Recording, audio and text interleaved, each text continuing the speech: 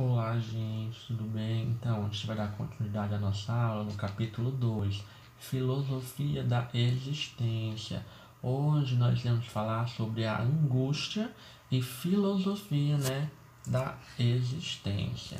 Ou seja, o que é a angústia? A angústia é a forte sensação psicológica caracterizada por abafamento, ou seja, insegurança, falta de humor, ressentimento e dor. Então, na moderna psiquiatria, a angústia ela é considerada uma doença que pode produzir problemas psicossomáticos, ou seja, aqueles problemas que é só digamos, do nosso imaginário, do nosso psicológico. Então, a angústia ela é também, uma emoção que precede algo, ou seja, um acontecimento, uma ocasião ou até mesmo uma circunstância.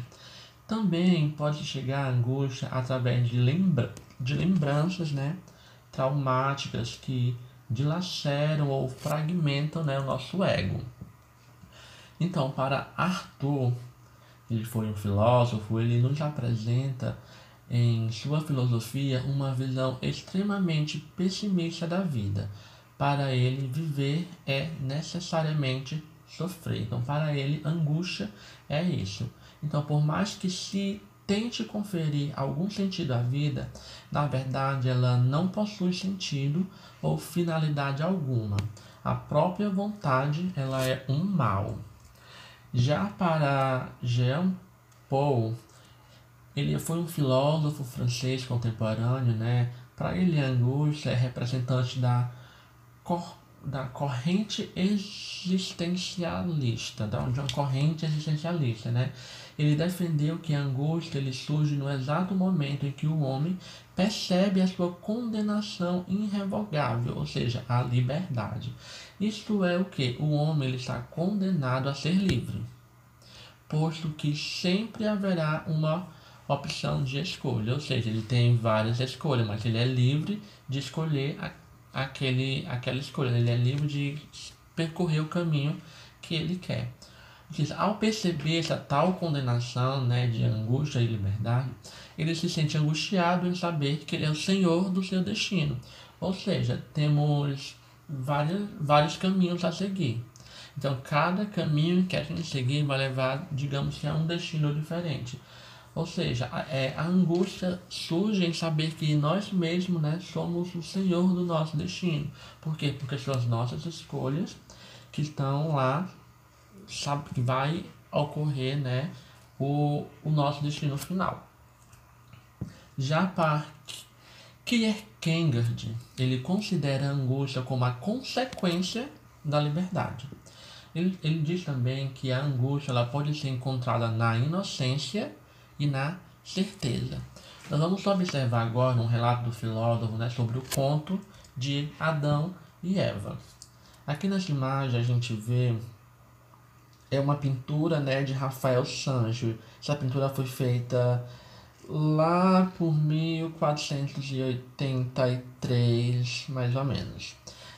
O título dessa pintura é Lilith, tentando Adão e Eva no paraíso.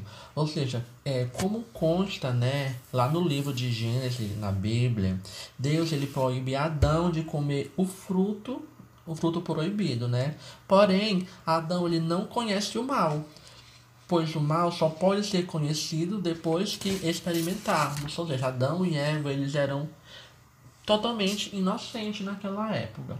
Então, Adão ele não sabia, que comer a maçã é desrespeitar a Deus, dado que seu estado é de ignorância, porque ele não sabia o que era certo e o que era errado, ele era inocente. Qualquer palavra que o Ser Supremo, Deus, disser, será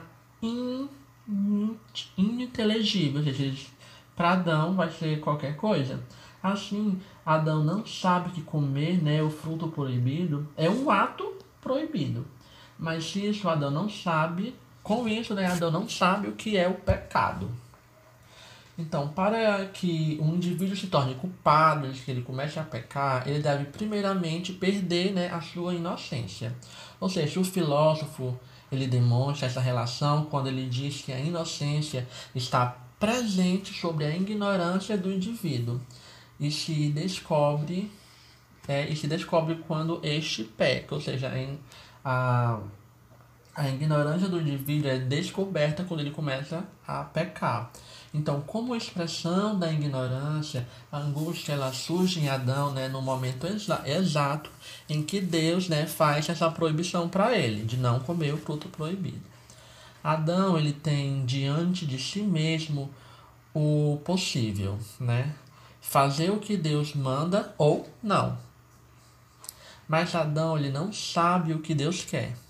Então a personagem ela é ignorante. O Adão ele é ignorante porque ele é inocente, ele não sabe o que é certo e o que é errado. Ele não sabe realmente o que Deus quer. Porque ele proibiu Adão e Eva, né, de comer aquele fruto proibido. Isso porque na angústia o indivíduo ele não perde sua inocência. Todavia também não é completamente inocente. Ou seja, a angústia aparece para Adão quando Deus o proíbe de comer a maçã. A consequência disso é o pecado. Então, de respeitar a ordem divina é pecar. A partir desse momento, né, podemos notar que Adão é livre para o pecado. Ou seja, a partir do momento que ele come o fruto proibido, ele já é livre para pecar, porque ele já tem uma consciência, ele já sabe o que é certo e o que é errado. Então, o pecado depende do indivíduo. E o gênio religioso ele tem a consciência, né, desse fato. Nesse sentido, volvendo-se para o interior de si mesmo, a gente indo para o nosso próprio interior, né, o gênio religioso ele descobre, né, a liberdade. Então, é exatamente nesse ponto que surge a angústia do gênio religioso. E visto que o indivíduo está só, não há onde se apoiar, e a não ser, né, no próprio si, em si mesmo. Então, no entanto, Kierkegaard ele menciona, né, que a angústia é um modo da humanidade ganhar a salvação. A angústia ela informa-nos das nossas possibilidades de escolha, do nosso autoconhecimento, da nossa responsabilidade pessoal, levando-nos a um estado de imediatismo, não autoconsciente, a uma reflexão autoconsciente. Ou seja, né, um indivíduo ele torna-se verdadeiramente consciente do seu potencial, né, através da experiência de ansiedade e da angústia. Assim, a angústia pode ser uma oportunidade para o pecado, mas pode também ser o caminho para o reconhecimento ou a realização da identidade e liberdade, né, de cada um de nós. Então, por hoje é basicamente isso, né? Falando aqui só mesmo da angústia, da filosofia da existência. Então, a angústia, ela faz parte, sim, da nossa existência. Porque fazemos várias coisas quando sentimos um pouco de angústia. Então, não deixem de fazer atividades. Qualquer dúvida, vocês podem sim estar entrando em contato comigo, certo?